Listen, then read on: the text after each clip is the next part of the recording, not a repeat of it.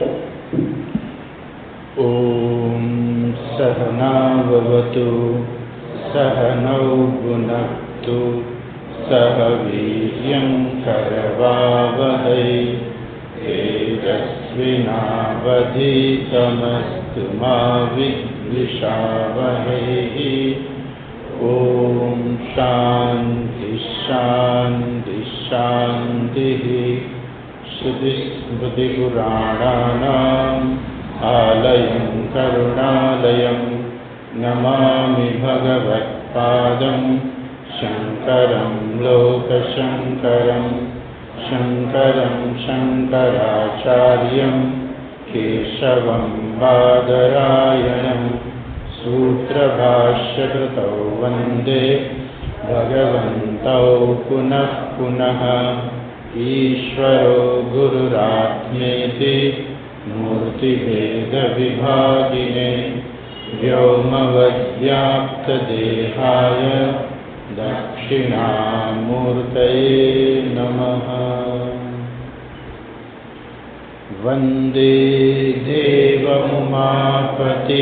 सुरगुरुं वन्दे जगत्कारणं वन्दे पन्नगभूषणं मृगधरं वन्दे पशूनां पतिं वन्दे सूर्यशशाङ्कवह्निनयनं वन्दे मुकुन्दप्रियं वन्दे भक्तजनाश्रयं च वरदं वन्दे शिवं शङ्करं गजाननं भूतगणादिसेवितं कपित्थजम्बूफलचारुभक्षणम् उमासुतं शोकविनाशकारकं नमामि विघ्नेश्वरपादपङ्कजं। श्रीपुष्पदन्त उवाच। 10वां श्लोक। 10वां श्लोक।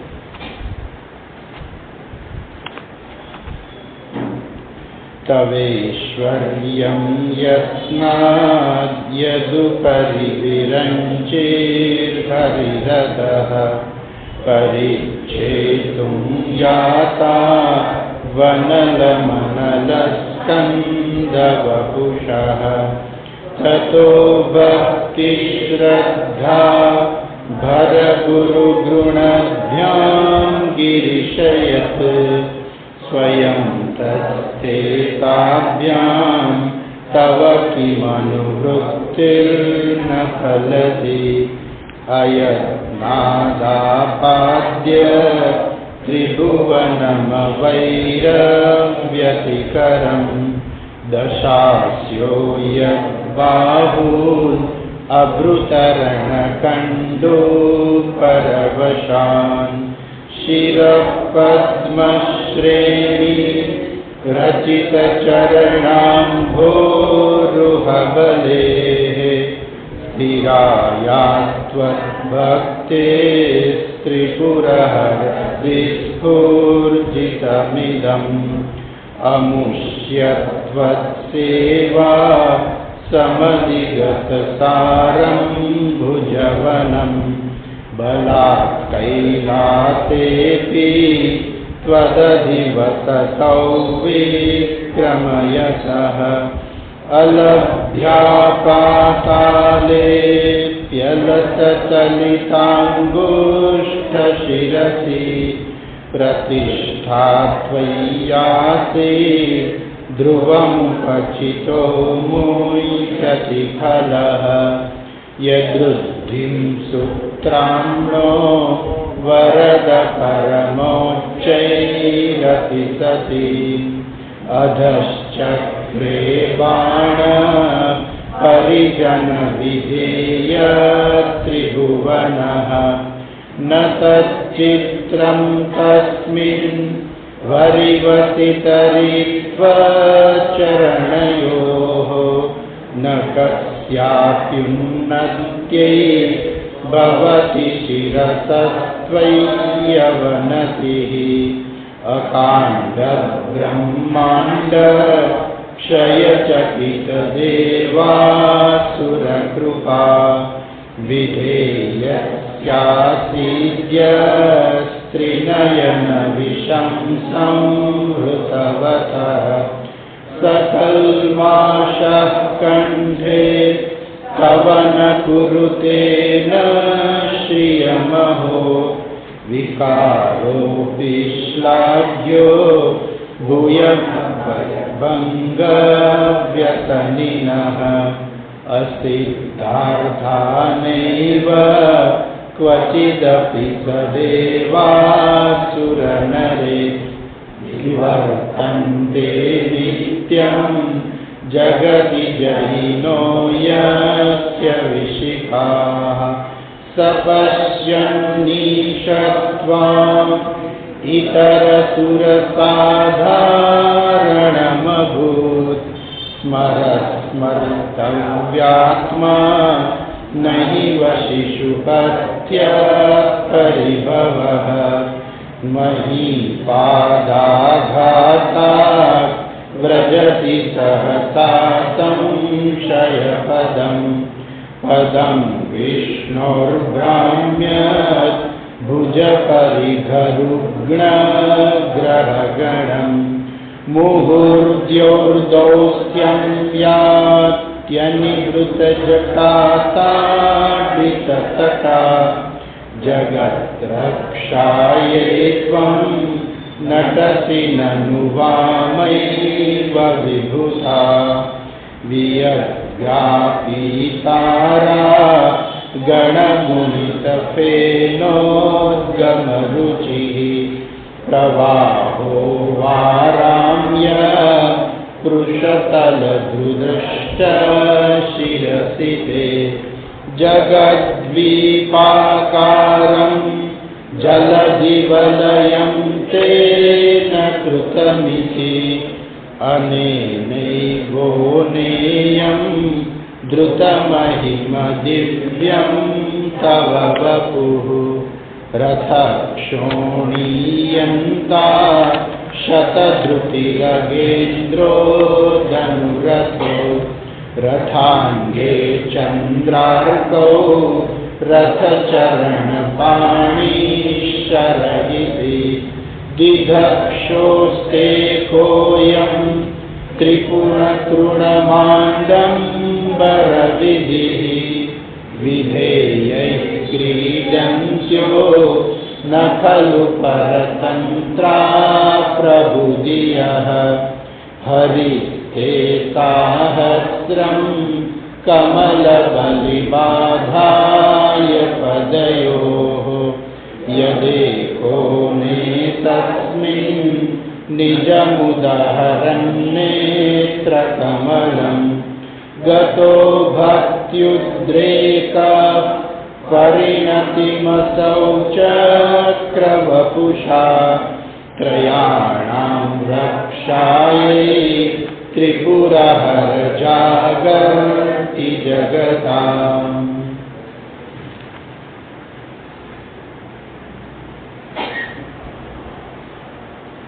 ગઈકાલે આપણે 18 અને 19 શ્લોક જોયા. 18મા શ્લોકની અંદર આપણે જોયું કે ભગવાન જે છે એને જે કંઈ કરવું છે એ કરે છે. ઈશ્વરને કંઈક કરવા માટે થઈને ખરેખર કોઈની મદદની જરાય જરૂર નથી. આખી સૃષ્ટિનું સર્જન કરવું છે તો ભગવાન પોતાના સંકલ્પ માત્રથી સૃષ્ટિનું સર્જન કરે છે. બરાબર છે. એ જ રીતે સૃષ્ટિનો જો નાશ કરવો હોય તો પણ કરી શકે છે. પરંતુ ક્યારેક અમુક કાર્યો કરવા માટે જાણે કે ભગવાન કંઈક મદદ લે છે. શું કામ એ મદદ લે છે? કેમ આવું કરે છે? તો કે બસ એ ભગવાનની લીલા છે. ભગવાનની લીલા એટલે શું? કે જે ખરેખર આપણે ઘરે ઉતરે જ નહીં, જેના કારણો જે છે આપણે ખરેખર કોઈ કારણ દર્શાવી જ ન શકીએ, એનું નામ લીલા કહેવાય. આપણે એમ કહીએ કે પેલા દાદા જે છે એ બાળક સાથે કેરમ રમતા હોય, બરાબર છે, તો એ કેરમ રમવામાં એને કંઈ મેળવવાનું નથી ને ગુમાવવાનું નથી. તો બાળક સાથે એક બાળકને ખુશ કરવા માટે થઈને જાણે કે રમે છે, ખરેખર એને રમવામાં કોઈ રસ નથી. રમીને એ ખરેખર જીતી જાય તો એનું સુખ વધવાનું નથી, અને હારી જાય તો એનું દુઃખ વધવાનું નથી.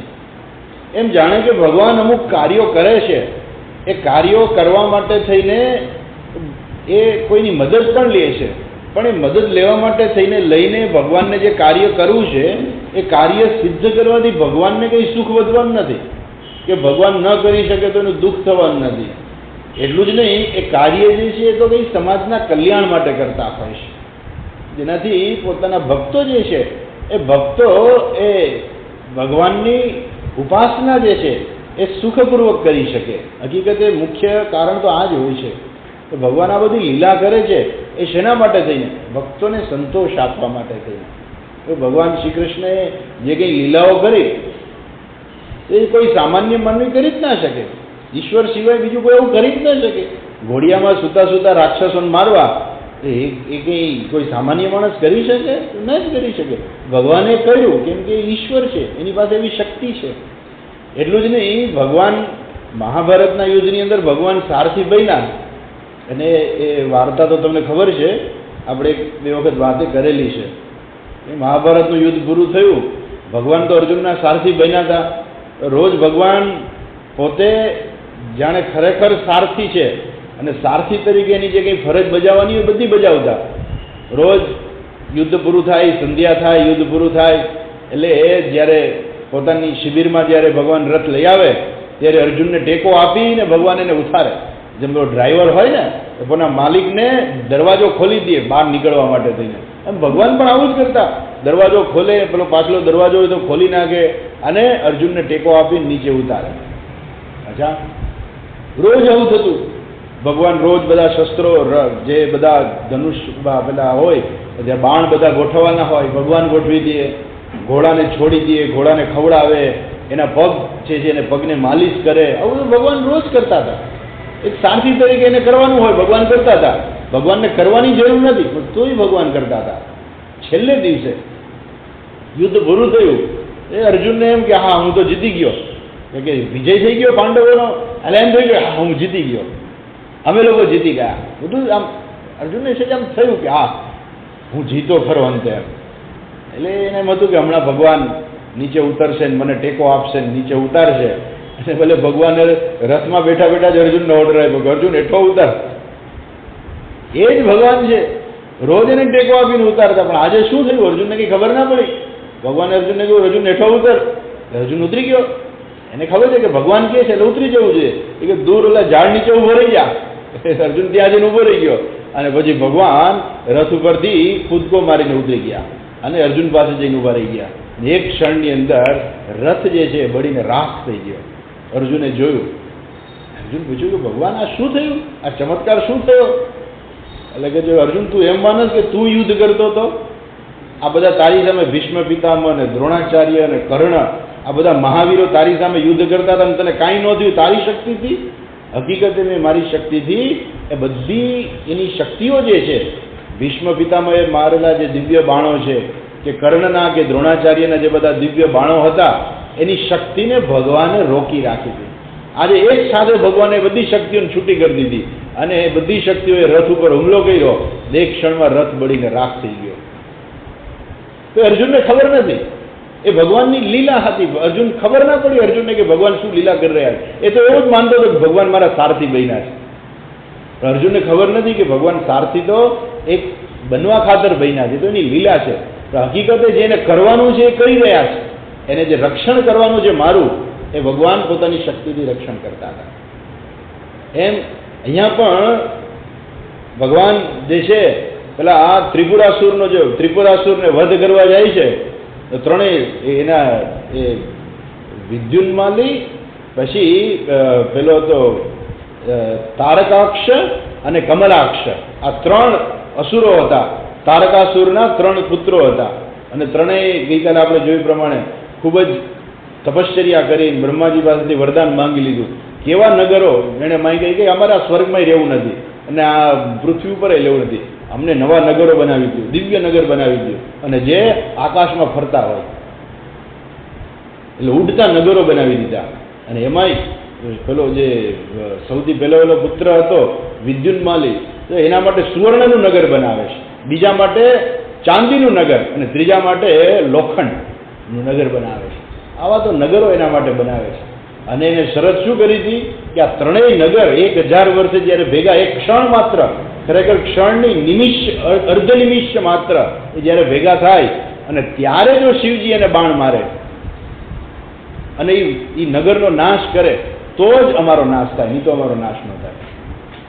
તો ભગવાને કરીને બતાવ્યું. અસુરો શરૂઆતમાં તો શાંતિથી રહ્યા, પણ જેમ હોય ને કે દરેક પોતાનું પોત પ્રકાશે, એ મસૂરોએ થોડાક સમય શાંતિથી જીવન, પછી એનું પોત પ્રકાશ્યું, બધાને હેરાન કરવા માંડ્યા. પછી બધા દેવતાઓ બ્રહ્માજી પાસે જાય છે, બ્રહ્માજી વિષ્ણુ ભગવાન પાસે જાય છે, પછી બધા ભેગા થઈને શિવજી પાસે જાય છે, વિનંતી કરે છે. ત્યારે શિવજીએ શું કર્યું તો કહે છે એ ત્રિપુર જે છે એનો નાશ કરવા માટે થઈને ભગવાનને શેની જરૂર પડે? એ ધારે તો સંકલ્પ માત્રથી નાશ કરી શકે છે, પણ તોય એણે શું કર્યું? એણે એવું ના કર્યું. શું કર્યું તો કહે છે એણે આ પૃથ્વીને રથ બનાવ્યો, પૃથ્વીરૂપી રથ. રથઃ ક્ષોણી યંતા શતધૃતિ. ગઈકાલે આપણે જોયું કે બ્રહ્માજી જે છે એના સારથી બન્યા, અને મેરુ પર્વત જે છે ધનુષ્ય બન્યો, સૂર્ય અને ચંદ્ર જે છે એના રથના પૈડા બન્યા, અને આ પ્રકારે ભગવાન વિષ્ણુ જે છે એ બાણ બન્યા. અને પછી આ રીતે એ શિવજીએ પાશુપતાસ્ત્ર, એક અર્ધ નિમિષ માત્ર, આપણે સેકન્ડ હોય ને, તમે જોયું હશે આ લોકો ઓલિમ્પિકની અંદર બધા ખેલાડીઓ જ્યારે સ્પર્ધામાં હોય ત્યારે સેકન્ડનો 100મો ભાગની પણ ગણતરી કરવામાં આવે, સેકન્ડના 100મા ભાગની પણ ગણતરી કરવામાં આવે કે એક સેકન્ડની અંદર તો 3 માણસો પહોંચી ગયા, આમાં નંબર કોને આપવો? પણ એની જે ઘડિયાળ હોય સેકન્ડના 100મા ભાગની પણ ગણતરી કરે, અને એના આધારે લોકો નંબર આપે કે ફર્સ્ટ કોણ આવ્યો અને સેકન્ડ કોણ આવ્યો. એમ અહીંયા પણ ભગવાને સેકન્ડનો પણ 2 ભાગ નિમિષ, અને નિમિષનો પણ અર્ધ નિમિષ માત્રમાં ભગવાને પાશુપતાસ્ત્રથી એ ત્રિપુરનો નાશ કર્યો અને બધાનું રક્ષણ કર્યું. પણ આવું કરવા માટે થઈને, આવું બધું ભગવાનને કરવાની શું જરૂર હતી? આ ત્રણેયને મારવા માટે થઈને ભગવાન આવી લીલા, એ ભગવાનની લીલા છે.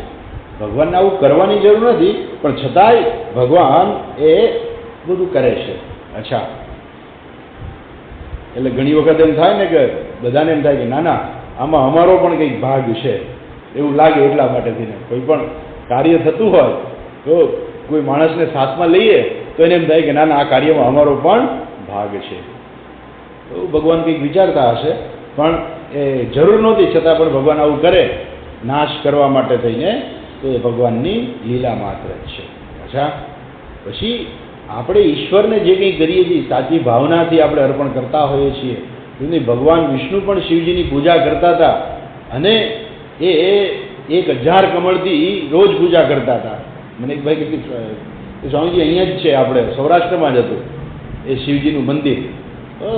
બીજી કોઈ પુસ્તકોની અંદર કાશી વિશ્વનાથની પૂજાનું વર્ણન છે, ગમે તે હોય, પણ વિષ્ણુ ભગવાન જે શિવજીની પૂજા કરતા હતા એ નક્કી છે.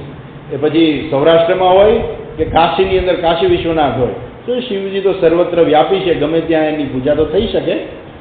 તો વિષ્ણુ ભગવાન એની પૂજા કરતા હતા રોજ 1000 કમળથી. અને એક વખત શિવજીએ એમની પરીક્ષા કરવા માટે થઈને કમળ જે છે સંતાડી દીધું. જોયું કે શું થાય છે, જોવા તો દો. પણ શું થયું?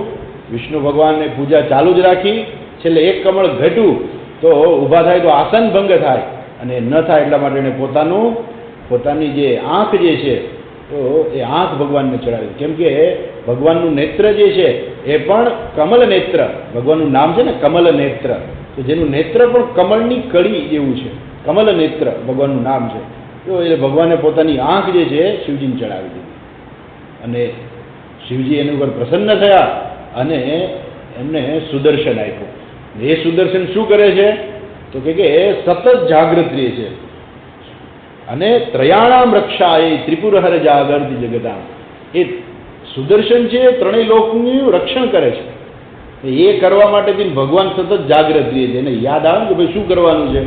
જેમ આમ હોય ને, એ પોલીસ ઓફિસર હોય તો એને ખબર હોય કે ભાઈ આ પ્રસંગ આવે છે એટલે આપણે કેટલી સિક્યોરિટીની જરૂર પડશે. પછી ભલે પોતે સૂઈ જાય પણ એ સિક્યોરિટીની વ્યવસ્થા કરીને સૂવે. એમ શિવજી ભલે ધ્યાનમાં બેસી જાય, સમાધિમાં બેસી જાય, પણ ત્રણેય લોકની સિક્યોરિટીની વ્યવસ્થા ભગવાન કરી ગયા. શું ગયા? એ સુદર્શન ચક્ર જે શિવજી વિષ્ણુ ભગવાનને આપ્યું, કે જે સુદર્શન ચક્ર ત્રણેય લોકની રક્ષા કરે છે. તો આ પ્રકારે ઈશ્વર જે છે આ સૃષ્ટિની સતત રક્ષા કરે છે. એટલે આપણે માથે ન લેવું કે આ જગતનું શું થશે. ઘણી વખત લોકો પોતાની માથે લઈને ફરતા હોય, આખી દુનિયાની ચિંતા લઈને ફરતા હોય. તો આપણે ચિંતા કરવાની જરૂર નથી. ભગવાન જાગે છે, સતત જાગે છે. ત્રણેય લોકનું રક્ષણ કરવા માટે સતત જાગ્રત છે. માત્ર આ લોક નહીં, ત્રણેય લોકનું રક્ષણ કરવા માટે સતત જાગ્રત છે. એટલે એ આપણે ચિંતા કરવા કરતાં આપણે ઈશ્વરની પ્રાપ્તિ કેમ કરીએ ને એ ચિંતા વધારે કરવી. અચ્છા, હવે આગળના શ્લોકની અંદર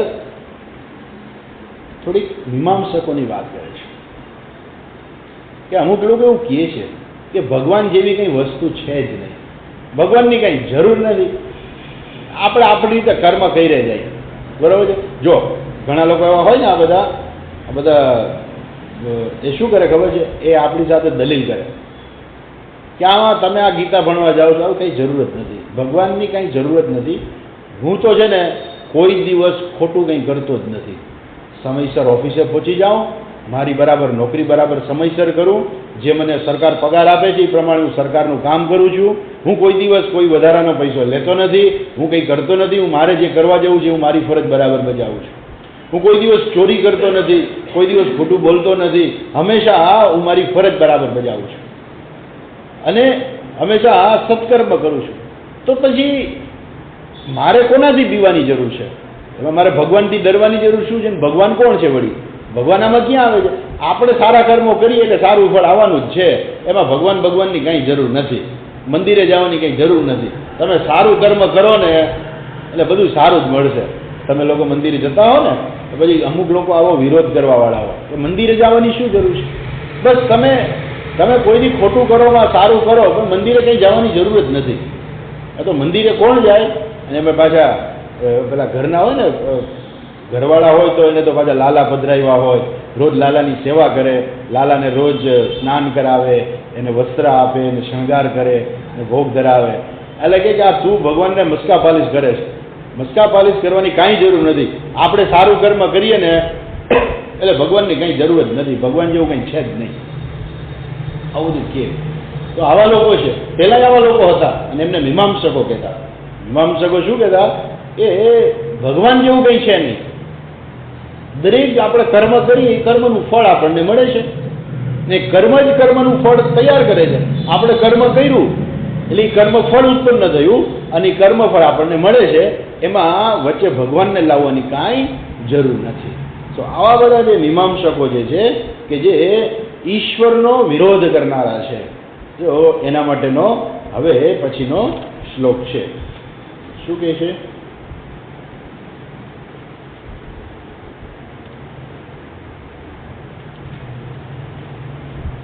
20મો શ્લોક.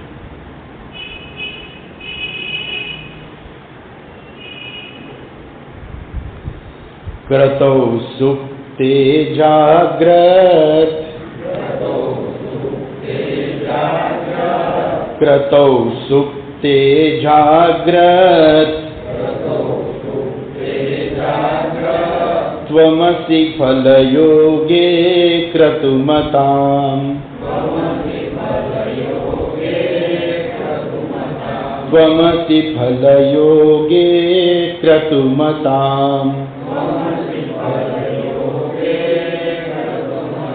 ક્વકર્મ પ્રધ્વસ્તમ ક્વકર્મ પ્રધ્વસ્તમ ફલતિ પુરુષારાધનમૃતે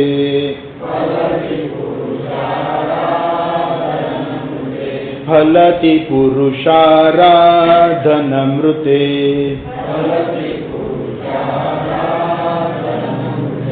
અતસ્ત્વાં સંપ્રેક્ષ્ય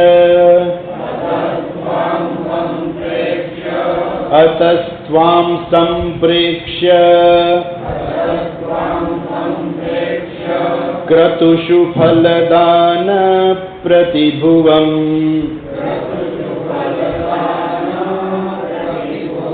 ક્રતુષુ ફલદાન પ્રતિભુવમ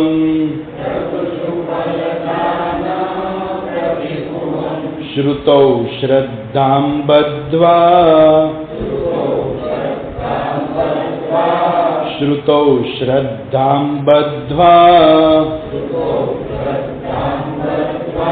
કૃતપરિકરઃ કર્મસુ જનઃ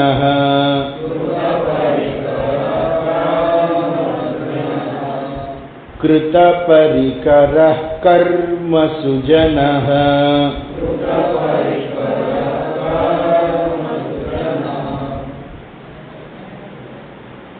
ક્રતૌ સુપ્તે જાગ્રત ત્વમસી ત્વમ અસી ફલયોગે ક્રતુમતામ ક્રતુમતામ ક્રતુમતામ એટલે જે લોકો કર્મ કરનારા જે છે એ બધા કર્મ કરવાવાળા ક્રતુમતામ એ બધા જે કર્મ કરવાવાળા જે છે એના માટે શું છે તો કે છે ક્રતૌ સુપ્તે ક્રતૌ સુપ્તે ક્રતૌ સુપ્તે એટલે જ્યારે કર્મ જે સુસુપ્ત થઈ જાય કર્મ સુસુપ્ત થઈ જાય એટલે કર્મ પૂરું થઈ જાય કોઈ કર્મ આપણે શરૂ કરીએ પછી કર્મ પૂરું થઈ જાય જાણે કે કર્મ સૂઈ ગયું એવું બરાબર છે કર્મ શરૂ કરીએ પછી કર્મ પૂરું થઈ જાય છે એટલે એ ક્રતૌ સુપ્તે એ કર્મ જ્યારે સૂઈ જાય છે લય પામી જાય છે અથવા તો એ કર્મ પૂરું થઈ જાય છે ત્યારે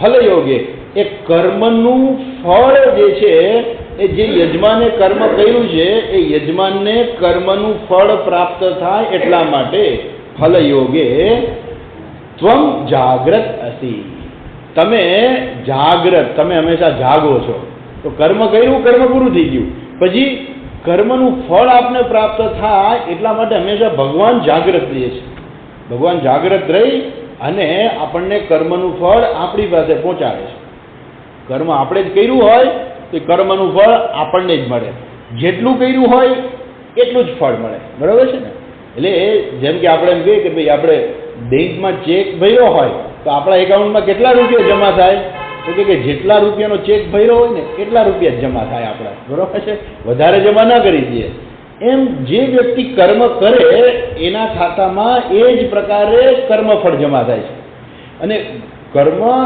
બેંકની અંદર તો એક જ હોય ખાલી કેટલા રૂપિયા ભર્યા એ જ જોવાનું બરાબર છે પણ આપણા ખાતાની અંદર આપણે કયા પ્રકારનું કર્મ કર્યું કર્મફળ તો અનેક પ્રકારના આવે છે કર્મફળ અનેક પ્રકારના જેને કહેવાય ને અનંત કર્મફળ છે અનંત કર્મફળ છે તમે આજે અહીંયા આવ્યા એ કર્મફળ છે પૂર્વમાં ગઈ તમે સત્કર્મ કર્યા હશે જેથી તમને આજે વિચાર આવ્યો કે આપણે સત્સંગમાં જવું છે સત્સંગમાં જવું છે વિચાર આવ્યો હોય તો બરાબર છે પણ એ વિચાર ફળીભૂત પણ થયો અને તમે અહીંયા પહોંચી પણ ગયા આપણે એમ લાગે કે એમાં શું વિચાર કરીએ તો અહીંયા પહોંચી જ જાય ને પણ એ પેલું કહેવાય છે કે ચાનો કપ અને હોઠ વચ્ચે ઘણું અંતર છે ઇંગ્લિશમાં કહેવાય છે પણ મને બરાબર યાદ નથી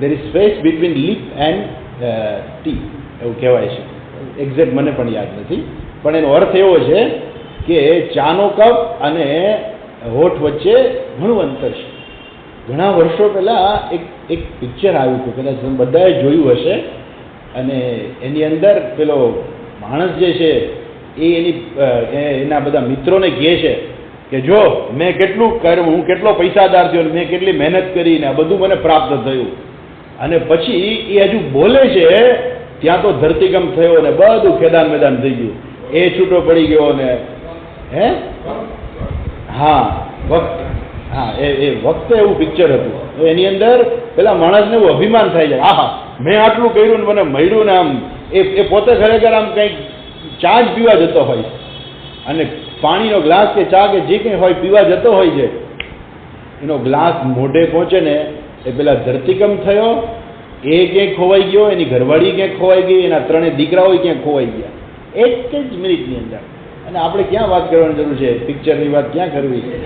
આપણે 2001ની અંદર જે ભુજની અંદર કચ્છમાં જે ધરતીકંપ થયો, એ ધરતીકંપ માત્ર 40 સેકન્ડ માટે જ થયો હતો, પણ 40 સેકન્ડની અંદર કરોડપતિમાંથી ક નીકળી ગયો, કરોડપતિ થઈ ગયા. કેટલા મકાનો પડી ગયા, કેટલા લોકો દબાઈને મરી ગયા, એટલું બધું એક જ મિનિટની અંદર કેટલું બધું બની શકે. કહેવાનો આશય શું છે? હવે પાસે આપણે વાત કરીએ કે તમે સંકલ્પ કર્યો કે સત્સંગમાં જવું છે અને તમે અહીં આવી ગયા, સત્સંગમાં બેસી શક્યા, સાંભળો છો સત્સંગ બરાબર, એ પણ એક કર્મફળ છે. એ કર્મફળ અનેક પ્રકારના છે. આપણે જીવીએ છીએ અત્યારે, એ પણ આપણું એક કર્મફળ છે. આયુષ્યરૂપી એક કર્મફળ છે. આપણા શરીરની અંદર જેટલું સ્વાસ્થ્ય છે એ પણ એક કર્મફળ છે, અને શરીરમાં રોગ છે એ કર્મફળ છે. આપણું પ્રતિ ક્ષણ આપણને કર્મનું ફળ મળે જ રાખે છે. કોણ આપે છે? અમુક લોકો શું કહે છે કે એ તો એની મેળે મળે છે. અહીંયા આ પુષ્પદંત છે શું કહે છે કે ભગવાન જે યજમાનો કર્મ કરે છે એ કર્મ કર્યા પછી તો એ પૂરું થઈ ગયું. આપણે કર્મ ક્યારે કર્યું હશે આપણને ખબર નથી. આપણે એવા કયા સત્કર્મો કર્યા હશે કે આપણે શાસ્ત્ર પાસે આવ્યા, આ ભગવદ્ ગીતા, બધા ધાર્મિક ગ્રંથો આપણને સાંભળવા મળે, આપણને ભણવા મળે, એ કંઈક પૂર્વના વિશિષ્ટ પુણ્ય છે. પૂર્વ જન્મની અંદર આપણે એવા કંઈક સત્કર્મો કર્યા હશે, આપણને યાદ નથી કયા કર્યા, અને આજે આપણને એનું ફળ મળે છે. તો એ જે કર્મ અને કર્મનું જે ફળ જે છે, અહીંયા શું કહે છે કે ક્રતુમતામ કૃતૌ સુપ્તે. ક્રતુમતામ, જે કર્મ કરનારા જે છે એ લોકો કર્મ કરી નાખે છે, પછી કર્મ તો પૂરું થઈ જાય છે. કર્મ કૃતૌ સુપ્તે, એ તો પૂરું થઈ ગયું, પરંતુ એનું જે ફળ જે છે, ફલયોગે ત્વમ જાગ્રતસી. હે ભગવાન, તમે હંમેશા જાગ્રત છો. ભગવાન બરાબર આપણે જેટલા પ્રમાણમાં કર્મ કર્યું હોય એ જ પ્રમાણમાં કર્મનું ફળ મળે છે. એવું નથી કે આપણને કોઈ કર્મનું ફળ વધારે આપી દે છે. એટલું જ, જેટલું કર્મ કર્યું હોય એ પ્રકારે જ ફળ મળે છે. જે ઈચ્છાથી કર્યું હોય એ જ ઈચ્છા પ્રમાણે ફળ મળે છે. પેલા અસુરોએ કર્મ કર્યું, તપશ્ચર્યા કરી, પણ એના માટે, શેના માટે એને તપશ્ચર્યા કરી? એને ખૂબ જ લાંબુ જીવવું હતું, અને એની ઈચ્છા હતી કે આવી પરિસ્થિતિ થાય તો જ અમારું મૃત્યુ થાય. તો એ ભગવાને એની ઈચ્છા પૂરી કરી.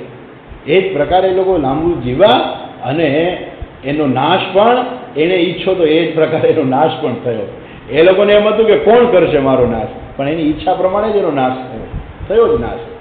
એ કયું કર્મ જે છે આપણને કયું ફળ આપશે આપણને ખરેખર ખબર નથી હોતી.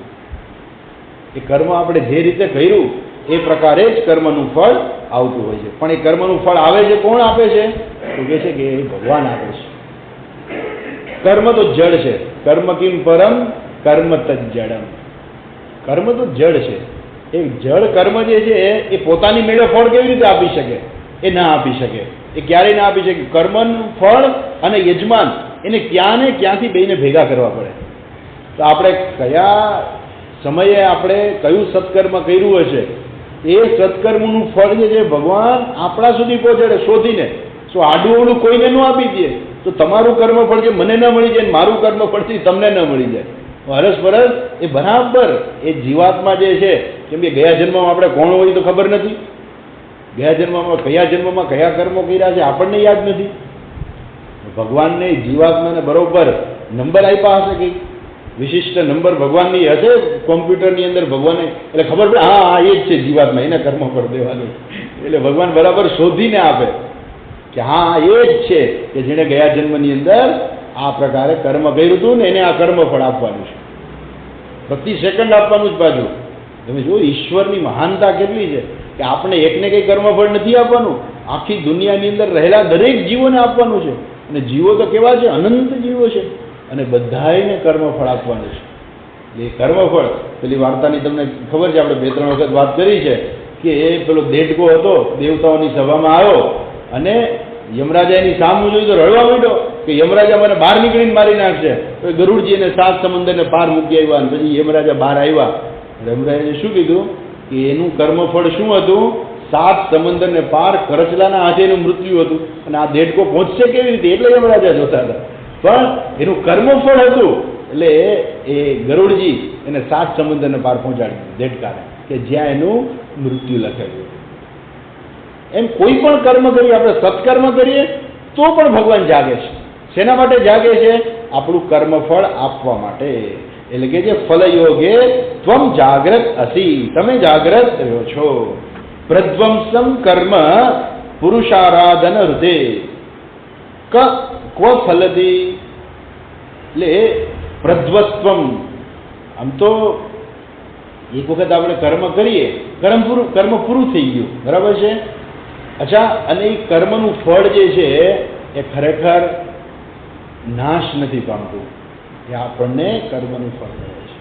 અમુક જે મીમાંસકો જે છે, મીમાંસકો એટલે શું? આપણા જ ભાઈઓ. મીમાંસકો એટલે કેમ આપણા જ ભાઈઓ? કેમ કે એને વેદમાં શ્રદ્ધા છે, એટલે વેદોક્ત કર્મ કરે છે, પરંતુ ઈશ્વરમાં શ્રદ્ધા નથી. અને ઈશ્વરમાં શ્રદ્ધા ન હોય તો શું થાય છે, એની ચર્ચા જે છે બહુ સરસ શિવપુરાણની અંદર એની કથા આવે છે. એ આના પછીમાં આવશે, જરાક આપણે વચ્ચે અત્યારે જોઈ લઈએ કે ક્રિયાદક્ષો આના પછી જ આવે છે, આના પછીના શ્લોકમાં આવશે, ત્યારે ચલો એવું કરશું, પછી જોઈશું. ભગવાન શું કરે છે તો કહે છે કે એ ઈશ્વરના અનુગ્રહ વગર આ કર્મફળ મળે કેવી રીતે? પેલા મીમાંસકો જે છે એ એવું જ કહે છે કે ભગવાનની કંઈ જરૂર નથી, આપણે કર્મ કરીએ એટલે આ બધું ઓટોમેટિક છે. ઓટોમેટિક છે એટલે શું? તો કે આપણે બીજ વાવીએ, બરાબર છે, એને પાણી પાઈ દઈએ એટલે અંકુર તો ફૂટવાનું જ છે. એટલે એ અંકુર ફૂટે જ છે. એટલે આપણે કર્મ કર્યું, બીજ વાવવાનું અને પાણી પાઈએ ને, એટલે કર્મફળ શું છે? અંકુર ફૂટવાનું જ છે. એટલે કે આમાં ભગવાનની ક્યાં જરૂર છે? આમાં વચ્ચે કંઈ ભગવાન આવતા નથી, ભગવાનની ક્યાંય આવશ્યકતા નથી.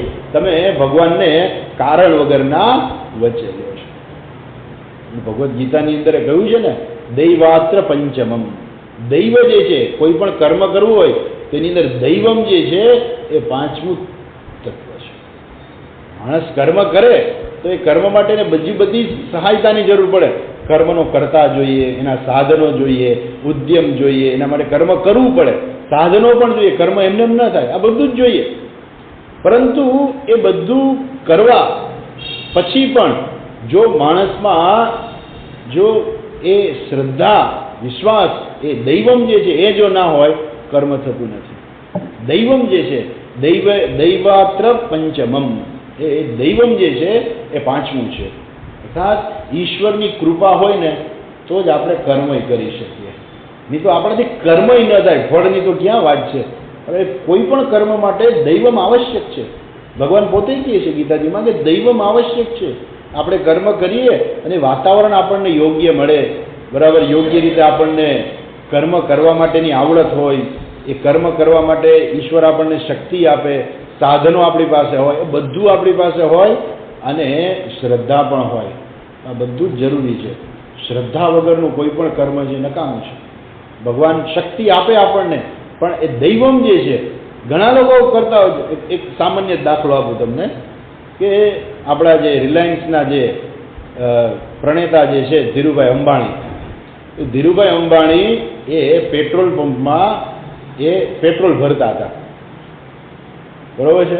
હવે પેટ્રોલ તો આજે કેટલાય ભરે છે, પણ બધા ક્યાં ધીરુભાઈ અંબાણી થાય છે?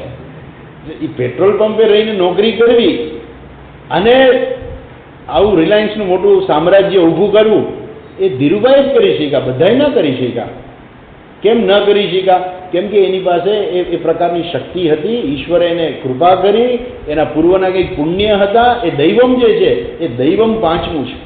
એ દૈવમ હતું તો એ ધીરુભાઈ આટલા આગળ વધી શક્યા. અને જ્યાં હાથ નાખે ત્યાં હાથમાં દલ્લો જ આવે હાથમાં. તો અમુક લોકો જ્યાં હાથ નાખે ત્યાં કાળતરો સર્પ જ લાગે કે વીછીનો ડંખ લાગે. બિચારા એની ભાવના સાચી હોય કે ભાઈ આપણે કંઈ થોડો ઘણો વેપાર ધંધો કરીએ, કંઈ પૈસાનું રોકાણ કરીએ શેર બજારમાં, તો કંઈક આપણને પૈસા મળે ને આપણું ઘર હરખું હાલે. પણ એ શેર બજારમાં પૈસા રોયતા નથી કે શેરના ભાવ ગગડી ગયા. હવે એ શું છે? એના નસીબ. આપણે એને નસીબ કહીએ. દૈવમ પંચમમ 5મું છે, દૈવમ છે. ઈશ્વરની કૃપા વગર કંઈ થતું નથી. એ પેટ્રોલ પંપ ઉપર નોકરી કરવાના કેટલાય છે આજે, પણ એમાંથી એક ધીરુભાઈ જે છે એણે રિલાયન્સનું સામ્રાજ્ય ઊભું કર્યું. કેમ કે એને દૈવમની એની કૃપા થઈ. પાંચમું તત્વ જે દૈવમ જે છે એની પાસે હતું. તો બધાને એવું નથી એટલું દૈવમ, બધા પાસે એટલું દૈવમ હોય તો બધા આગળ વધી શકે. નસીબ પૂર્વકર્મ કરેલું જે છે એનું ફળ એ ઈશ્વર આપે છે અને એટલે જ એ વ્યક્તિ આગળ વધી શકે છે. એટલે પાંચમું જે દૈવમ જે છે એ ખૂબ જ અગત્યનું છે. ભગવાન બધાને કર્મફળ આપે છે, પણ કેવી રીતે? એ ઈશ્વર સર્વવ્યાપી છે અને સર્વવ્યાપી ઈશ્વર જે છે એ વ્યક્તિ જ્યારે કર્મ કરે છે એટલે એનું કર્મફળ જે છે એ સત્ય બની જાય છે. મુંડકોપનિષદની અંદર આવે છે કે આ ઋતમ પિબંતો સુકૃતસ્ય લોકે, તો સુકૃતિસ્ય લોકે ઋતમ પિબંતો, તો એ તો કઠોપનિષદનો મંત્ર છે, પણ એ જે ઋતમ જે છે, ઋતમ તદેતત સત્યમ, એ સત્ય છે. તો એ મુંડકોપનિષદની અંદર એની ચર્ચા પણ આવે છે કે ઋતમ જે છે એટલે શું? કર્મફળ છે. કર્મફળ ઋતમ છે. એને કોણ એને જાળવી રાખે છે? ઋતમ એટલે અમૃત સ્વરૂપ જે છે એ જ્યાં સુધી કર્મફળ આપણને મળે નહીં ત્યાં સુધી એનો નાશ નથી થતો. પણ એ કર્મફળ આપણા સુધી પહોંચાડે કોણ? કોણ પહોંચાડે છે? એ ઈશ્વર આપણા સુધી પહોંચાડે છે. આપણે ક્યાં હોય કેમ ખબર પડે? તો આપણે ગયા જન્મની અંદર શું હતા, આપણું નામ શું હતું, આપણો જન્મ ક્યાં હતો, આપણે ક્યાં રહેતા હતા અને શું કર્યું ને એ બધું કંઈ ખબર નથી. અને આ જન્મની અંદર આપણે અત્યારે અહીંયા છીએ, એ કર્મફળ ભગવાન આપણને શોધીને પહોંચાડી દે છે. એ વસ્તુ અહીંયા કહે છે. એટલે અતસ્વામ સંપ્રેક્ષ્ય ક્રતુષુ ફલદાન પ્રતિભુવમ. અચ્છા, ભગવાન શું કરે છે? ફલદાન પ્રતિભુવમ. તો ભગવાન વચ્ચે પડે છે. કહે છે કે પેલા એમ કહે ને કે ભાઈ તમારે કાંઈ વસ્તુ બેંકમાંથી તમારે કોઈ મોટી લોન લેવી હોય ને તો જામીન આપે કે ભાઈ આમાં તમે જામીન પડો. કોકને કહે કે ભાઈ તમે જામીન શોધો, 2 જામીન તો જોઈએ. અને જો એ વ્યક્તિ પૈસા ના ભરે તો એ જામીને પૈસા ભરવા પડે. ખરેખર નિયમ એવો છે કે જે વચ્ચે જામીન પડ્યા હોય, પણ આ અત્યારે તો ગવર્મેન્ટમાં તો ઘણું બધું હાઈલે રાખતું હોય, પણ તમે પ્રાઇવેટ બેંક જે હોય, સહકારી બેંકોને, એમાંથી જો લોન લીધી હોય તો એ લોકો વસૂલ કરે, એ પૈસા પૂરેપૂરા વસૂલ કરે. તમે પ્રયત્ન કરજો જરાક HDFCમાંથી કે ICICI બેંકમાંથી લોન લેવા, એ તમને હરખી રીતે ધોઈ નાખે. તમે જરાક આડાવડા થયા એટલે ધોઈ જ નાખે તમે. એ ઘણા બધા લોકોએ લોન લીધી હોય. હું વચ્ચે રાજકોટ જતો ને, રોડ ઉપરથી નીકળ્યો તો એટલા બધા સ્કૂટર ત્યાં વેચવા પડ્યા હોય. એટલે મેં પૂછ્યું તો આટલા બધા સ્કૂટર અહીંયા વેચવા કેમ આવે છે? કે સ્વામીજી આ બધા ઘણા બધા લોકોએ સ્કૂટર માટે લોન લીધી હોય, પછી લોનના હપ્તા ભરી ના શકે એટલે બેંક છે એ સ્કૂટર જપ્ત કરીને વેચવા મૂકી દે. એને પૈસા વસૂલ કરવા છે, જપ્ત કરી લે. અચ્છા, અને મકાન જેવી કોઈ વસ્તુ હોય તો માથે સીલ મારી દે. અને એમને એમ લોન લીધી હોય તો જે એના જામીન પડ્યા હોય ને એને પકડે. તમે જામીન પડ્યા છો ને તો હવે આ લોનના પૈસા ભરવા એ તમારી જવાબદારી છે. જામીન પડતા પહેલાં વિચારજો ક્યાંય પણ કે તમે લોન તો નહીં ગયો, પણ જામીન પડવામાં વિચાર કરજો કે જો આ ભરશે નહીં તો આપણે પૈસા ભરવા પડશે. જામીનનો અર્થ જ છે. જામીન પડવું એટલે શું? વચ્ચે ઊભું રહ્યું કે હા હું આનો સાક્ષી છું ને આ બરાબર આમ થયું છે ને, જો એ નહીં ભરે તો હું ભરી દઈશ ને બધું. એમ અહીંયા જે છે ફલદાન પ્રતિભુવમ. ભગવાન તમે વચ્ચે જામીન પડ્યા છો કે આ કર્મ, યજમાને કર્મ કર્યું છે, આ વ્યક્તિએ કર્મ કર્યું છે, એનું ફળ દેવા હું બંધાયેલો છું, એને ફળ હું પહોંચાડી દઈશ. એમ ભગવાન જે છે એ ફલદાન પ્રતિભુવમ. ભગવાન એ વચ્ચે જામીન રૂપે પડ્યા છે. ત્વામ સંપ્રેક્ષ્ય, તમને જોઈને ત્વામ સંપ્રેક્ષ્ય શ્રુતો શ્રદ્ધામ બદ્ધવા ક્રતુષુ જનક દ્રઢ પરિકરા. ભગવાન લોકો જે કંઈ કર્મ કરે છે, ભગવાન તમને જોઈને કર્મ કરે છે કે એ ઈશ્વર છે જોવાવાળો. આપણે કર્મ કરીએ છીએ એનો જોવાવાળો ઈશ્વર છે. આપણે જે સત્કર્મ કર્યું હશે એનું ફળ અવશ્ય ઈશ્વર આપશે. ઘણી વખત લોકો સત્કર્મ કરતા હોય, ગરીબ હોય, સત્કર્મ કરતા હોય તો એમ કે આપણે સત્કર્મ તો કરીએ છીએ પણ હજુ કેમ આપણી ગરીબાઈ છે? તો કોઈ એમ કે હશે ભગવાન જોવાવાળો છે, આજ નહીં તો કાલ તમને એનું ફળ તો મળવાનું છે. માણસને ઈશ્વરમાં શ્રદ્ધા છે, ભગવાન આપણને કર્મફળ આપવાના જ છે. અને એટલા માટે લોકો કેવી રીતે કરે છે? તો કે છે શ્રદ્ધામ બધ્ધવા. શાસ્ત્રમાં એ બરાબર શ્રદ્ધા રાખે છે. શાસ્ત્ર કહે છે બરાબર છે, ઈશ્વર એના વચ્ચે જામીન પડેલા છે, અર્થાત ઈશ્વર છે વચ્ચે અને આપણે કર્મ કરીશું તો ભગવાન અવશ્ય આપણને આપણા કર્મનું ફળ આપશે. પેલી વાર્તા બહુ પ્રખ્યાત છે. એ બે મિત્રો હતા અને ફરવા જતા હતા. રસ્તામાં મંદિર આવ્યું એટલે એક હતો મિત્ર હતો, એ તો ભગવાન વિરોધી હતો. એટલે એ કે હું દર્શન કરવા નહીં આવું, તું જા તારે જવું હોય તો. પેલો બીજો મિત્ર દર્શન કરવા ગયો અને બહાર આવ્યા તો એને શું મળ્યું? તો કહે છે કે પેલો જે ઊભો હતો ને એને સોનામોર મળી ગઈ. આજના શબ્દોમાં કેવું તો આપણે એને એક પાકીટ મળી ગયું જેની અંદર 500 રૂપિયા હતા. હવે નાના છોકરાને 500 રૂપિયા મળે એટલે તો બહુ મોટી વસ્તુ કહેવાય. અને પેલો બીજો છોકરો મંદિરમાં દર્શન કરીને આવ્યો અને એણે બૂટ પહેર્યા તો બૂટમાં વીછી ઘૂસી ગયો. તો વીછીએ જોરથી ડંખ માર્યો. બિચારાને હોસ્પિટલમાં દાખલ કરવો પડ્યો, ઇન્જેક્શન લેવા પડ્યા અને વીછીના ડંખની ભયંકર પીડા હતી એને સહન કરવી પડી. પછી બે પાછા મળ્યા ત્યારે કહ્યું, કાં ગયો તો ને ભગવાનના દર્શન કરવા મંદિરે, જો તને શું મળ્યું? તું ભગવાનના દર્શન કરવા ગયો ને તને વીછીનો ડંખ મળ્યો અને હું બહાર ઊભો તો મને 500 રૂપિયાનું પાકીટ મળ્યું. બસ હું તને ના જ પાડતો કે ભાઈ ભગવાન જેવું કંઈ છે નહીં, ભગવાનના દર્શન કરવા જવાની કંઈ જરૂર નથી. આપણને તો એવું લાગે કે આ દેખીતા તો એમ લાગે કે આ ભગવાનનો અન્યાય છે. જે દર્શન કરવા ગયો એને પાકીટ મળવું જોઈએ અને વીછીનો ડંખ જે બહાર એનો દ્વેષ કરતો તો એને મળવું જોઈએ. પણ ઊંધું કેમ થયું? તો થોડા સમય પછી ત્યાં કોઈ મહાત્મા આવ્યા હશે, ત્રિકાળદર્શી મહાત્મા હતા. એટલે પેલા છોકરાએ મહાત્માને મળીને વાત કરી કે અમે બંને મિત્રો આ રીતે ગયા, હું ભગવાનના દર્શન કરવા ગયો અને મને વીછીનો ડંખ સહન કરવો પડ્યો, અને જે મારો મિત્ર ભગવાનનો દ્વેષીલો હતો, ભગવાનના મંદિરમાં આવતો નહોતો, એને 500 રૂપિયાનું પાકીટ મળ્યું. પેલા મહાત્મા હતા એને કહ્યું કે બેટા તારા નસીબમાં છે ને કાળતરા સર્પનો ડંખ હતો, એમાંથી તું બચી ગયો. તું મંદિરે દર્શન કરવા ગયો ને એટલે મંદિરનું પુણ્ય, દર્શન કરવાનું પુણ્ય એટલું તને મળ્યું કે તું આ કાળતરો સર્પ તને કરડવાનો હતો એમાંથી તું બચી ગયો. અને પેલો જેને 500 રૂપિયા મળ્યા એને તો ખરેખર મોટો ખજાનો મળવાનો હતો. એને 500 રૂપિયા નહીં, એને તો લાખ રૂપિયાની લોટરી મળવાની હતી. પરંતુ એણે મારો દ્વેષ કર્યો એટલે એ 500 રૂપિયામાં પતી ગયું એનું. પણ બહારથી શું લાગે આપણને? બહારથી એવું જ લાગે કે ફાયદો પેલાને થયો, જેને ભગવાનનો દ્વેષ કર્યો તો એને ફાયદો થયો, જેને શ્રદ્ધા હતી એને ગેરફાયદો થયો. પણ હકીકતે શું છે? એ ઈશ્વર જે છે દરેક વ્યક્તિને કર્મને અનુરૂપ ફળ તો આપે જ છે.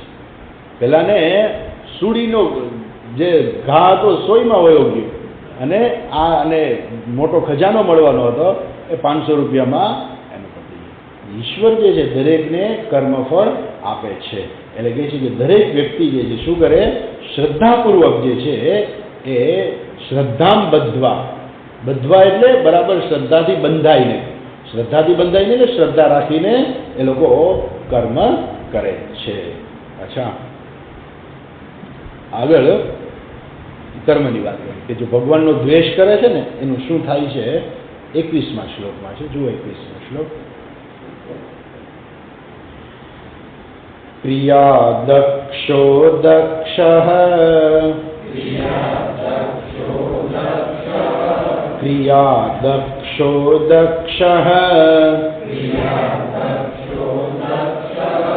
ક્રતુપતિરધીશસ્તનુભૃતામ ક્રતુપતિરધીશસ્તનુભૃતામ ઋષીણામ આર્ત્વિજ્યમ ઋષીણામ આર્ત્વિજ્યમ શરણદ સદસ્યાસુરગણાઃ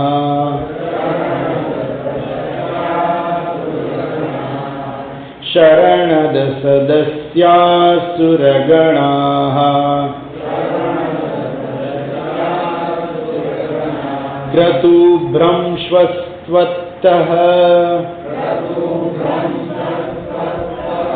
ક્રતુભ્રંશસ્ત્વત્તઃ ક્રતુફલવિધાનવ્યસનિનઃ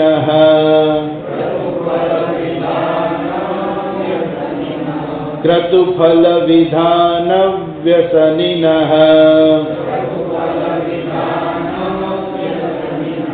ધ્રુવમ કર્તુ શ્રદ્ધા ધ્રુવમ કર્તુ શ્રદ્ધા વિધુરમવિચારાય હિમખાઃ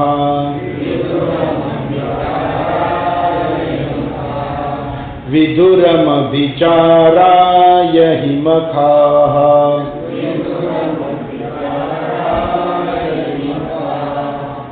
ક્રિયાદક્ષઃ ક્રિયાદક્ષઃ દક્ષ એટલે આપણે એમ કહીએ ને કે કુશળ ચતુર ક્રિયાદક્ષઃ જે ક્રિયા કરવામાં બહુ ચતુર હતા. કોણ એવા હતા? દક્ષઃ દક્ષ પ્રજાપતિ જે કર્મ કરવામાં બહુ ચતુર હતા. ક્રિયાદક્ષઃ દક્ષઃ ક્રતુપતિ તનુભૃતામ ઋષિણામ જે ક્રતુપતિ ક્રતુપતિ એટલે ક્રતુ એટલે જે કર્મ કરનારા યજમાન હોય એના અધીશ એ સ્વામી હતા.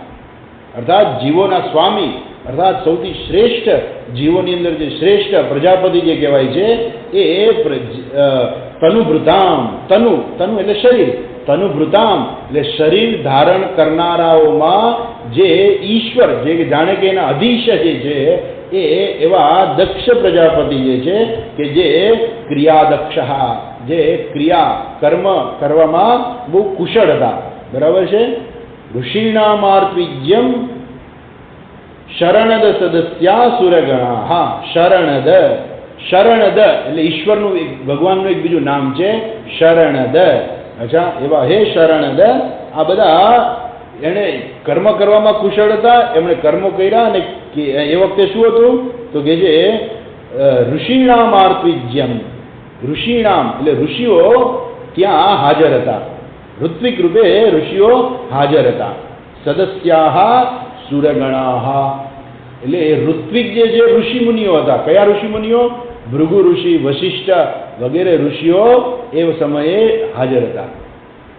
અને આપણે યજ્ઞ ક્યાંય થતો હોય ને તો આપણે યજ્ઞના દર્શન કરવા જઈએ, યજ્ઞમાં બેસીએ. ભલે આપણે યજ્ઞ ન કરીએ, આપણે મંત્રો ના બોલતા હોય, પણ આપણે ખાલી દર્શન કરવા જઈએ, બેઠા હોય શાંતિથી.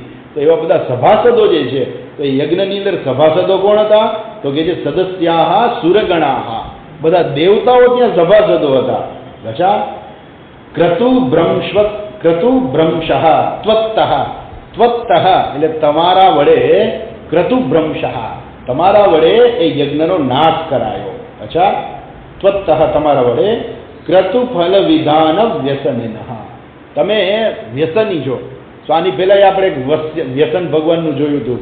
ભગવાનનું શું વ્યસન હતું? ભુવન ભય ભંગ વ્યસનિન્ય. બરોબર. એટલે આ જગતમાં જ્યારે ભય ઉત્પન્ન થાય ત્યારે એ ભયને દૂર કરવો એ ભગવાનનું વ્યસન. બરોબર છે. એ જે ભગવાનનું એક બીજા વ્યસનની વાત કરે છે. ભગવાનને એક બીજું વ્યસન છે. શું વ્યસન છે?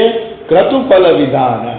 જે માણસ જેવી રીતે કર્મ કરે એને કર્મનું ફળ આપવું એ ભગવાનનું વ્યસન છે. અજા ભગવાનનું વ્યસન શું છે કે કોઈ માણસ શ્રદ્ધાપૂર્વક કર્મ કરે તો એને ફળ આપે, અને કોઈ ખોટી રીતે કરે તો ભગવાન એને ખોટું કર્મ ફળે આપે. બરાબર છે. એવા ભગવાન કેવા છે? ક્રતુફલ વિધાન વ્યસન. જે ક્રતુફલ એટલે કરેલા કર્મના ફળનું જે વિધાન હોય એ પ્રમાણે ફળ આપવાનું જેને વ્યસન છે એવા ભગવાન ક્રતુફલ વ્યસનિનઃ. એવા ભગવાનનું એક નામ છે ક્રતુફલ વિધાન વ્યસનિનઃ. તો કર્મ કરેલા કર્મના વિધાન મુજબ કરેલા કર્મનું ફળ આપવું એવું જેનું વ્યસન છે એ ક્રતુફલ વિધાન વ્યસનિનઃ. ધ્રુવમ કર્તુ શ્રદ્ધા. ધ્રુવમ એટલે નિશ્ચિત જ છે. શું નિશ્ચિત છે તો કે છે કર્તુહુ એટલે યજમાન માટે નક્કી જ છે. શું છે? શ્રદ્ધા વિધુરમ અભિચારાય હિમખાઃ. એટલે જે પણ આવા લોકો હોય જે શ્રદ્ધા વગરના જે લોકો કર્મ કરતા હોય ને એ કર્મનો નાશ જે છે એ કરવો એ ખરેખર એ જે શ્રદ્ધા વગરના જે કર્મો કરે છે ને એ યજમાનનો નાશનું જ કારણ બને છે. અર્થાત કર્મ આપણે કરીએ પણ ઈશ્વરને ધ્યાનમાં રાખીને, ઈશ્વરને સાક્ષી માનીને, કે ઈશ્વરનું અપમાન કરવા માટે નહીં. ભલે કદાચ આપણને ઈશ્વરમાં શ્રદ્ધા ન હોય તો આપણે ભગવાનને યાદ ન કરીએ જુદી વસ્તુ છે, પરંતુ એટલીસ્ટ આપણે ભગવાનનું અપમાન તો ન જ કરીએ. તો અહીંયા આ જે છે દક્ષ કેવો હતો તો કહે છે કે આમ તો દક્ષ જે છે એ પ્રજાપતિ હતો, પ્રજાનામ પતિ, પ્રજાપતિ. અને આ શું કહે છે તો કહે છે તનુભૃતામ અધીશ. જો જે જીવ માત્ર છે એના અધીશ, એના દેવતા હતા પ્રજાપતિ. પ્રજાપતિની એ પ્રજાપતિ દક્ષ જે છે એવું કહેવાય છે કે એની 27 કન્યાઓ હતી. આ બધા નક્ષત્રો જે છે એની કન્યાઓ છે, બરાબર છે. અને એમાં જે સતી જે છે એ સતીએ શિવજી સાથે લગ્ન કર્યા. અચ્છા, હવે એટલે દક્ષના જમાઈ બની ગયા ને શિવજી, તો સાક્ષાત ઈશ્વર હતા. પણ એ દક્ષ જે છે એને ભગવાન તરીકે સ્વીકારવા તૈયાર નહોતો. સાક્ષાત પરમાત્મા છે એ સ્વીકારવા તૈયાર નથી. એટલે એક વખત બધા દેવતાઓની બધાની સભા હતી. સભાની અંદર બધા બેઠા હતા અને એ જ સમયે શિવજી હતા, બ્રહ્માજી હતા, બીજા બધા દેવતાઓ હતા. એ સમયે દક્ષ પ્રજાપતિ આવે છે એટલે એ તો બધાના અધીશ હતા ને, બધા ઊભા થઈ ગયા. તો બ્રહ્માજી ઊભા ના થયા, કેમ કે બ્રહ્માજીના પુત્ર હતા દક્ષ, એટલે બ્રહ્માજી ઊભા ના થયા, શિવજી ઊભા ના થયા. એ પોતે ઈશ્વર છે, જાણે છે કે હું ઈશ્વર છું, એ ભગવાન ઊભા ના થયા. એટલે દક્ષને બહુ ખોટું લાગ્યું કે આ છે તો મારો જમાઈ, પણ એનામાં જરાય સંસ્કાર જ નથી. શું કામ નથી? કેમ કે શિવજી તો સ્મશાને સ્વાક્રીડા સ્મર હર પિશાચા સહચરાહ ચિતા ભસ્મા લેપ, તો આવો એમનો વ્યવહાર હતો. તો શરીર ઉપર ચિતાની ભસ્મ લગાડી હોય, ગળામાં સર્પ વીંટેલા હોય, આપણે જોયું હતું ભગવાનની સામગ્રી બધી, તો ગળામાં રુદ્રાક્ષની માળા હોય, પેલા ખોપરીની માળા હોય, એની પાસે ખોપરી હોય. એટલે આ બધું જે છે ને એ દક્ષને આવું કંઈ ગમતું નહોતું. એટલે એ દક્ષ એવું જ માનતા હતા કે આ શિવજી છે ને એ અસંસ્કારી છે, એનામાં કોઈ પણ પ્રકારના સંસ્કાર નથી. આ તો સતીએ જીદ પકડી કે મારે શિવજી સાથે લગ્ન કરવા છે, એટલે બધા ભેગા થઈને શિવજી સાથે લગ્ન કરાવી દીધા. પણ દક્ષની તો ઈચ્છા હતી જ નહીં કે આ તો બધા ભૂત પ્રેતને લઈને આવે છે. તમે શિવજીનું જાન આવે છે જોવા જેવી છે, એની અંદર બધા ભૂત પ્રેત આવ્યા હતા, એટલે બધા ગભરાઈ ગયા હતા. એટલે એ દક્ષને બહુ ગમતું નહોતું કે આ બધું આ નકામું છે. શિવજીને ઈશ્વર તરીકે સ્વીકારવા તૈયાર નહોતા, એટલે એનું અપમાન કરવા માટે હંમેશા એ તૈયાર છે. એટલે દક્ષ આવ્યો એટલે શિવજી તો બેઠા રહ્યા. એટલે એણે આખા બધા સભાસદોમાં કહ્યું કે જુઓ, આ શિવ જે છે એને મેં મારો જમાઈ બનાવ્યો. હું ત્યારે વિરોધ કરતો હતો કે આ લાયક નથી, મારો જમાઈ બનવાને લાયક નથી. આજે એણે જાહેર સભાની અંદર એને મારું અપમાન કર્યું છે. બધા જ અમે લોકો ઊભા થયા, તમે માન આપ્યું, પણ આ શિવજીની અંદર, આ શિવમાં જરાય કોઈ પણ પ્રકારના સંસ્કાર જ નથી, અને એણે મારું અપમાન કર્યું છે. અને મારું અપમાન કર્યું છે, આજથી કહું છું કે યજ્ઞની અંદર એને ભાગ આપવામાં નહીં આવે. આવું બધું એણે કહી દીધું. અને પછી શિવજીનું એટલું બધું એણે અપમાન કર્યું તો ભગવાન કંઈ બોલ્યા નહીં, શાંતિથી બેઠા રહ્યા. ભગવાન જતા રહ્યા પોતાના કૈલાસમાં. પછી દક્ષે વધારે અપમાન કરવા માટે યજ્ઞનું આયોજન કર્યું કે જેની અંદર શિવજીને આમંત્રણ જ ન આપ્યું. અચ્છા, ભગવાનને આમંત્રણ જ ના મળ્યું. એ બધા દેવતાઓને આમંત્રણ મળ્યું, બધા દેવતાઓ બધા વિમાનમાં જતા હોય છે. એટલે એ પાર્વતી સતી એવું કહે છે કે શિવજીને કે મારા પિતાને ત્યાં યજ્ઞ છે અને આપણે જવું જોઈએ. જો બધા દેવતાઓ ને બધી દેવીઓ બધા બરાબર સરસ મજાના તૈયાર થઈને જાય છે અને આપણે જવું જોઈએ. અને એવું કહેવાય છે કે પોતાના ગુરુજીને ત્યાં, પોતાના માતા પિતાને ત્યાં જો આપણને આમંત્રણ ના હોય ને તો આપણે પહોંચી જવું જોઈએ. ક્યારેક એવું બને કે આમંત્રણ મોકલ્યું હોય પણ આપણા સુધી પહોંચ્યું ન હોય, પણ છતાંય માતા પિતાને ત્યાં કોઈ પણ પ્રસંગ હોય એ પ્રસંગમાં પહોંચી જવાનું, એમાં આમંત્રણની રાહ જોવાની જરૂર નહીં. અને ગુરુજીને ત્યાં કોઈ પણ કાર્યક્રમ હોય તો એ શિષ્યએ બહુ આમંત્રણની રાહ જોવાની જરૂર નહીં કે મને આમંત્રણ મળે તો જ હું જાઉં, પહોંચી જવાનું હોય. અચ્છા, એટલે સતી કહે છે કે મારા પિતાએ મોટો યજ્ઞનું આયોજન કર્યું છે અને આપણે જઈએ. એટલે શિવજી કહે છે કે દેવી એમાં જવામાં કંઈ ભલીવાર નથી. એટલે દેવી સતી કહે છે કે જવું જોઈએ, બધા કારણો આપે છે કે વાત સાચી છે તમારી, પરંતુ તમારા પિતાજીએ મારું અપમાન કરવા માટે થઈને જ આ યજ્ઞ કર્યો છે, એટલે જ આપણને આમંત્રણ નથી, એટલે જવું ના જોઈએ. પણ તોય સતીથી રહેવાનું નહીં. અને કહે છે કે ના ના, મારે તો તમે ન આવો તો કાંઈ નહીં, તો મને એકલીને જવા દો. સારું, જાઓ. એટલે એ સતી જાય છે ને પછી એની સાથે બધા ગણોને ભગવાન મોકલે છે. સતી જાય છે એટલે કોઈ એનું સ્વાગત જ નથી કરતું. એની બહેનો છે એની સામે મોઢું ફેરવી લે છે, એની મા એની સામે જોતી નથી, એના પિતાજી એને બોલાવતા નથી. અને યજ્ઞમાં જાય છે તો એણે જોયું કે મારા પતિનું અહીંયા ક્યાંય સ્થાન છે નહીં. માત્ર અપમાન કરવા માટે થઈને જ મારા પિતાએ આ યજ્ઞ કર્યો છે. એટલે ખરેખર યજ્ઞ પુણ્યની પ્રાપ્તિ માટે હોય, કંઈક સત્કર્મ કરવા માટે યજ્ઞ હોય, ઈશ્વરની આરાધના માટે કર્મ હોય, પણ આ યજ્ઞ કોના માટેનો હતો? માત્ર ને માત્ર અપમાન કરવા માટેનો જ આ યજ્ઞનું આયોજન હતું. એટલે સતીથી સહન ના થયું અને એમણે પોતે પોતાના સંકલ્પથી પોતાની જાતમાં એણે અગ્નિ પ્રગટ કર્યો અને બળીને એ તો રાખ થઈ ગયા, બળી ગયા એમાં. અને પછી નારદજીએ શિવજીને સમાચાર આપ્યા અને પછી શિવજી ગુસ્સે થઈ ગયા, જોરથી જટા પછાડી, જટામાંથી વીરભદ્ર ઉત્પન્ન થાય છે, જઈને એ દક્ષના યજ્ઞનો નાશ કરી દે છે. શું કામે નાશ કર્યો?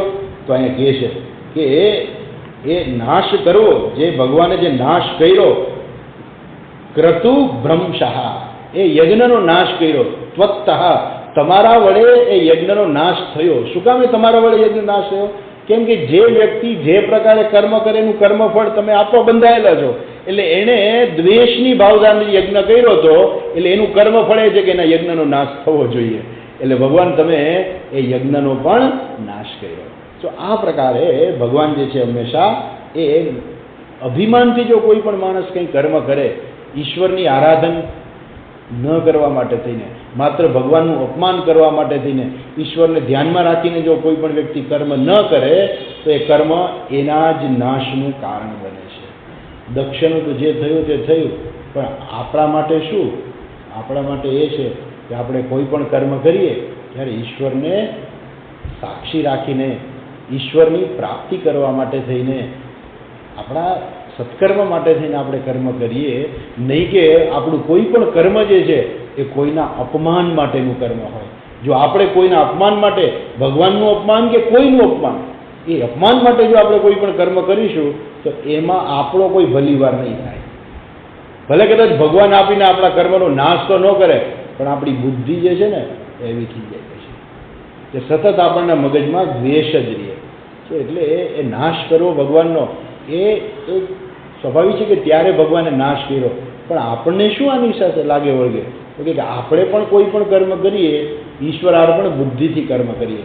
જો ઈશ્વરાર્પણ બુદ્ધિથી આપણે કર્મ કરીશું તો આપણા હૃદયની શુદ્ધિ થશે અને અંતે આપણે ઈશ્વરની પ્રાપ્તિ કરીશું. અને જો ઈશ્વરાર્પણ બુદ્ધિ રાખ્યા વગર દ્વેષ કરીને કોઈનું પણ અહિત કરવા માટે થઈને જો કરીશું તો જાણે કે આપણું જ હૃદય બળશે અને આપણે જ હેરાન થઈશું અને એનાથી આપણને કંઈ મોક્ષ કે ઈશ્વરની કંઈ પ્રાપ્તિ થવાની નથી. અને માટે આપણે જે કંઈ કરીએ એ શ્રદ્ધાપૂર્વક કરીએ. જો શ્રદ્ધા વગરનો જે યજ્ઞ હશે તો યજમાનના નાશનું કારણ જ બનતો હોય છે. અને માટે હંમેશા આપણે જે કંઈ કર્મ કરીએ શ્રદ્ધાપૂર્વક કરીએ. ત્યાર પછીની ચર્ચા છે આપણે આવતી વખતે કરીશું. આજે અહીં અટકીએ. ઓમ પૂર્ણમદ પૂર્ણમિદં પૂર્ણાત પૂર્ણમુદચ્યતે પૂર્ણસ્ય પૂર્ણમાદાય પૂર્ણમેવાવશિષ્યતે. ઓમ શાંતિ શાંતિ શાંતિ. હરિ ઓમ શ્રી ગુરુભ્યો નમઃ. હરિ ઓમ.